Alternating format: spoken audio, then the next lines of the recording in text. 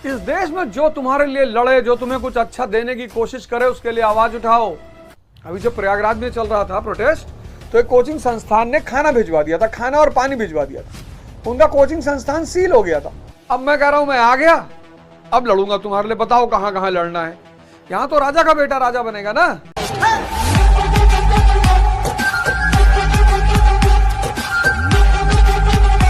तभी तो हम भगवान को, कृष्ण को भगवान मानते हैं कि यार तुम क्या निपटे हो लोगों से। कृष्ण को हम परम अवतार मानते, इसीलिए मानते कि इस देश में रहकर इतना सब कुछ करना। तुम सीधे चलोगे कहेगा गलत जा रहा है, तुम उल्टा चलो कहेगा पागल है।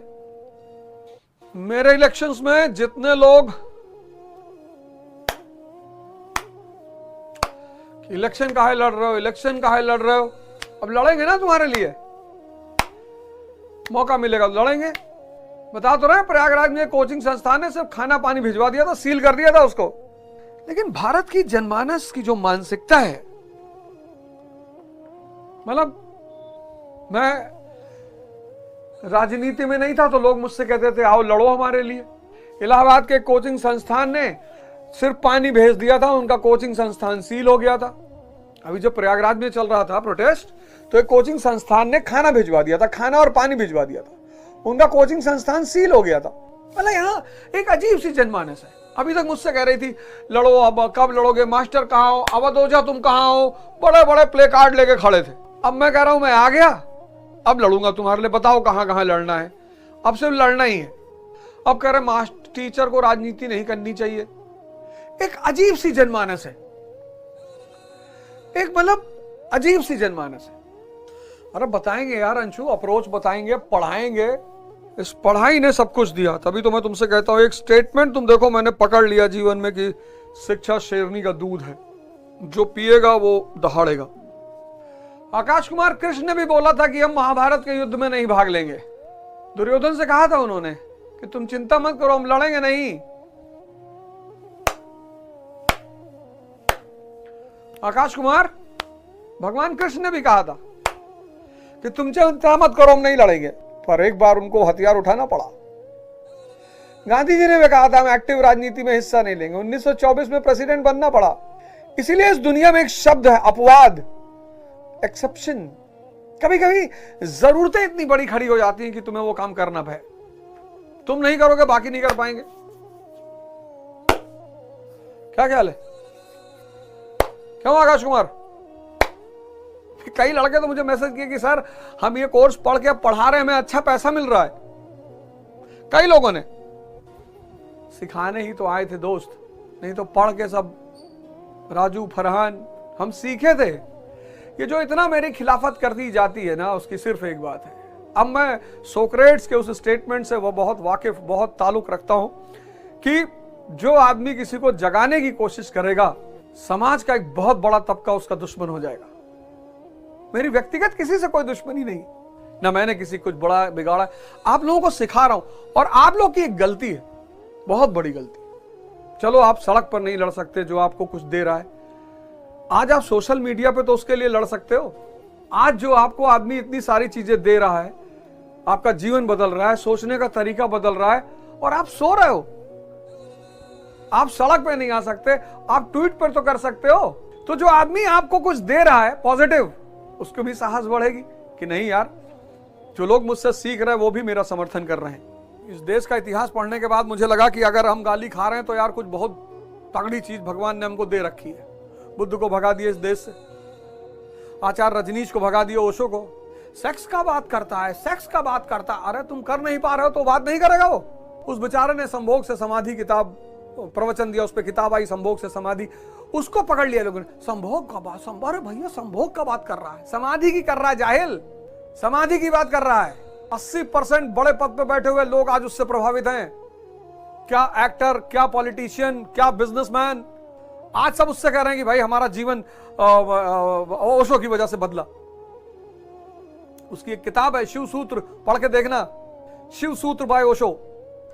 नहीं यार, कम से कम चलो, जो आईटी सेल पैसा पा रही है मेरे खिलाफ अटैक करने का, वो तो चलो ठीक है, अच्छी बात है, उनको तो हक है, करना ही चाहिए। उनको उस पर कोई चिंता की बात नहीं, लेकिन मुझे तो कष्ट होता है कि अब मैं समझता हूँ बुद्ध क्यों चले गए, आचार्य रजनीश क्यों चले गए, सब देश छोड़ के क्यों चले गए। पहले मुझे लगता था यार यहीं रहते, इनको जाने की क्या जरूरत थी। बुद्धिज्म आखिर क्यों चला गया इस देश से, सबको जगा रहा था। अब जाग के हनुमान जी की पूजा करो, लेकिन जाग के हनुमान जी की पूजा करोगे तो भगवान हो जाओगे। फिर ये पुराना शाही तबका, ये बेचारा कहाँ जाएगा। यहाँ तो राजा का बेटा राजा बनेगा ना, और बुद्ध वगैरह सिखा रहे हैं कि राजा का बेटा राजा नहीं बनेगा, कोई भी राजा बन सकता है। इस देश में जो तुम्हारे लिए लड़े, जो तुम्हें कुछ अच्छा देने की कोशिश करे, उसके लिए आवाज उठाओ, सोशल मीडिया पे उठाओ। जो तुम्हें जीवन दान दे रहा है, जो तुम्हें जीवन दे रहा है, जो तुम्हें कुछ सिखा रहा है, अगर उसके खिलाफ लोग खड़े हो रहे हैं तो तुम्हारी जिम्मेदारी है। अपने कमरे में आज तो सोशल मीडिया एक वेपन है। पहले मैं सोचता था कि यार इतने अच्छे अच्छे लोग ये देश छोड़ के क्यों चले जाते हैं, क्यों नहीं इस देश में रहते हैं, आखिर इतनी ब्रेन ड्रेन इंडिया से क्यों होती है। अब मेरे साथ चूंकि वो गुजर रही है तो मुझे लग रहा कि अरे यार बुद्ध चले गए इस कंट्री से, बुद्ध इस कंट्री से चले गए। जापान और चाइना आज सुपर पावर हैं। पता है क्यों? बुद्ध भगवान के खिलाफ नहीं थे, बुद्ध मूर्छा के खिलाफ थे। और इस देश का शाही तबका कहता है कि जगाओ मत किसी को। आज का युवा पूछता है कि हस्तमैथुन महीने में कितने बार करना चाहिए, और वो आचार्य रजनीश, अरे वो कह रहा है एनर्जी है यार, भगा दिए उसको सब।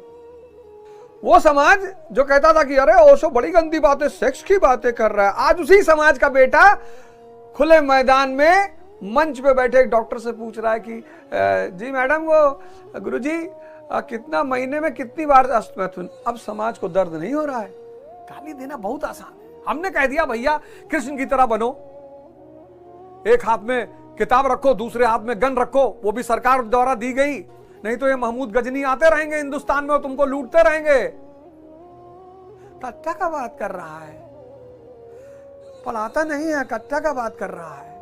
वो 1008 से 1025 तक भारत में घुस घुस कर लूटता रहा। अब हिस्ट्री में पढ़ रहा, महमूद गजनी ने हमको लूटा, अकेले उसने नहीं लूटा, तैमूर ने भी लूटा, नादिर शाह ने भी लूटा, अब्दाली ने भी लूटा, रॉबर्ट क्लाइव ने लूटा, कॉर्नवालिस ने लूटा, सिर्फ तुम्हारी कमजोरी की वजह से। कट्टा बता रहा है, बताएंगे। अगर इस देश में लोग राजा बनना जानते, गन चलाना जानते, तो महमूद गजनी से मार नहीं खाते। बड़ा मारा जूते से उसने, 1008 से लेकर 1025 तक। तैमूर मार लाठी, मार डंडा। वो नादिर शाह दिल्ली में घूम रहा था, किसी ने गुटखा खा के उसके सिपाहियों के ऊपर थूक दिया, बहुत पटक के मारा। और इस देश का युवा पूछ रहा है, खैर कोई बात नहीं। आजकल एक नई कॉम आई है, पैरासाइट फेम। एक नया टाइप का पैरासाइट आया, उसको पैरासाइट फेम बोलते हैं। तो तुम्हारा अगर यूट्यूब पे बहुत नाम है ना, तो तुम्हारी कोई लाइन निकाल के तुम्हारी बेइज्जती करवाएगा, उससे उसके यूट्यूबर ज्यादा बढ़ जाएंगे। उसको बोलते हैं पैरासाइट फेम। उसका एक ही काम है कि जितने लोग यूट्यूब पे ज्यादा फेमस है उनका निकालो और उनको कंट्रोवर्सी पैदा करवाओ। तो तुमने 10 लाइन बोली, एक लाइन उसमें से निकाल लेगा कोई। अब तुमने कहा औरतों को मारा ही जाना चाहिए, उससे पहले तुम कह चुके हो ऐसा सामंतवादी कहते थे, उसको काट दिया और वो लाइन निकाल ली कि ये देखो औरतों के प्रति इनके विचार। अब जिसने पूरा नहीं पढ़ा है वो तो गुस्सा करेगा ही कि बुला लाओ इसको, कहां रहता है। ऐसे लोगों को कहते हैं पैरासाइट फेम। ये जो हमारा यूथ भाग रहा है दूसरी तरफ, ये जो हमारे बेस्ट माइंड्स बाहर चले जा रहे हैं, इंडिया के पास माइंड्स की कमी है क्या? किल तो नहीं कर रहे हैं उन्हें, हाँ, not giving importance, correct, exactly. हम उन्हें कुछ ऐसा नहीं दे रहे कि वो कंट्री में क्यों रुकेंगे यार। इतना पढ़ने के बाद गाली सुनेंगे इस कंट्री में। भाई टीचर जो है वो तो पढ़ाएगा, उसको तो फ्रीडम ऑफ स्पीच चाहिए।